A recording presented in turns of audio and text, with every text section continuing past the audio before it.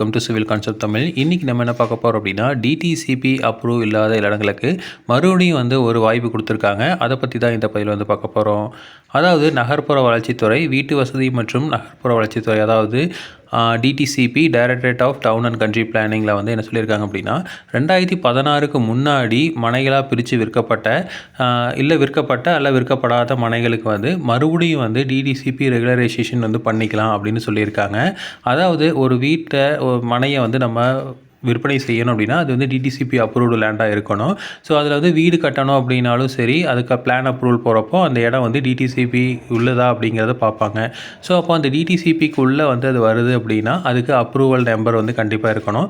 So அப்படி இல்லாமல் lands நிறையா இருக்குது. அதை மறுபடியும் ரெகுலரைசேஷன் பண்ணுறக்காக ஒரு வாய்ப்பு கொடுத்துருக்காங்க. ஸோ இதுக்கு முன்னாடி 2014 பிப்ரவரி வரைக்கும் கொடுத்துருந்தாங்க. அதுக்கப்புறம் மலையிட பகுதிகளுக்கு மட்டும் கொடுத்துருந்தாங்க. இப்போ மறுபடியும் என்ன பண்ணியிருக்காங்க அப்படின்னா, இது 2026 வரைக்கும் நீட்டிப்பு செஞ்சுருக்காங்க. ஸோ இதில் என்ன சொல்லியிருக்காங்க அப்படின்னா, 20/10/2016 அன்று அல்லது அதற்கு முன்னர் அனுமதியற்ற மனைப்பிரிவு ஏற்படுத்தப்பட்டு அதில் குறைந்தபட்சம் ஒரு மனையாவது விற்கப்பட்டு அதற்கான விற்பனை பத்திரம் 20/10/2016 அன்று அல்லது அதற்கு முன்னர் பதிவு செய்திருந்ததுன்னா மனைப்பிரிவில் அமையும் விற்கப்பட்ட அல்ல விற்கப்படாத அனைத்து மனைப்பிரிவுகளுக்கும் வரமுறைப்படுத்தி கொள்ளலாம் அப்படின்னு சொல்லியிருக்காங்க. ஸோ இது 2017 வரைக்கும் கொடுத்துருந்தாங்க. அதுக்கப்புறம் 2024 வரைக்கும் நீட்டிப்பு செஞ்சுருந்தாங்க. ஸோ அதுக்கப்புறம் மறுபடியும் இந்த பிரச்சனைகள் தொடர்ந்து வந்துட்டுருக்குது அப்படிங்கிறனால மறுபடியும் இந்த ரிலாக்ஸேஷன் கொடுத்துருக்காங்க.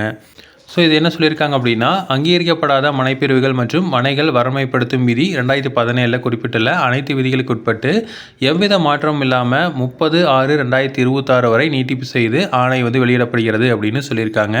அப்போ நம்ம பிளாட் போட்டிருக்காங்க அப்படின்னா அந்த பிளாட்டில் ஏதோ ஒரு மனையாவது டிடிசிபி அப்ரூவல் வாங்கியிருக்கணும். அப்போ டிடிசிபி அப்ரூவலுக்கு அது ஒரு நம்பர் கொடுத்துருப்பாங்க. அந்த ரெஃபரன்ஸ் நம்பரை வச்சு மற்ற பிரிவுகளுக்கும் வாங்கிக்கலாம். ஸோ இதுக்கு 500 ரூபா நம்ம ஆன்லைனில் கட்டி வச்சுருப்பாங்க. ஸோ அந்த மாதிரி இருக்கிறவங்களும் இப்போ வாங்கிக்க முடியும். ஸோ இதில் மெயினாக பார்த்தீங்க அப்படின்னா, இது ஆன்லைனில் மூலமாக மட்டும்தான் விண்ணப்பிக்க முடியும்னு சொல்லியிருக்காங்க. ஸோ இது ஆன்லைனில் ஈஸியாக நம்மளே விண்ணப்பம் செஞ்சுக்கலாம். அப்படி இல்லை அப்படிங்கிற பட்சத்தில் யாராவது ஒரு சிவில் இன்ஜினியரோ இல்லை நார்மலாக இந்த மாதிரி இ சேவை மையத்துலலாம் நிறைய பண்ணி கொடுக்குறாங்க. ஸோ அந்த மாதிரி இடத்துல போனீங்க அப்படின்னா ஈஸியாக இந்த ப்ராசஸ் முடிச்சுக்கலாம். ஸோ யாரெல்லாம் ரெகுலரைசேஷன் பண்ணாமல் இருக்கீங்களோ, ஸோ அதை இந்த வாய்ப்பை யூஸ் பண்ணிக்கிங்க.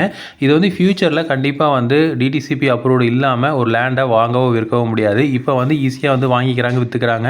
அதே மாதிரி பிளான் அப்ரூவல் கூட வாங்குறதுக்கு ஏதாவது ட்ரை பண்ணலாம். ஆனால் இப்போ கண்டிப்பாக பண்ண முடியாது. ஸோ இதுக்கப்புறம் ஃபியூச்சரில் கண்டிப்பாக டிடிசிபி கண்டிப்பாக வேணும்னு சொல்லிட்டாங்கன்னா நம்ம வேறு எதுவும் பண்ண முடியாது. ஸோ அதனால் இப்போவே வாய்ப்பு கிடைக்கிறப்பவே யூஸ் பண்ணிக்கிறது நல்லது. ஸோ இதே மாதிரி இன்ஃபர்மேஷன் உங்களுக்கு தொடர்ந்து வேணும் அப்படின்னு எங்கள் சேனலை சப்ஸ்கிரைப் பண்ணுங்கள். தேங்க்யூ.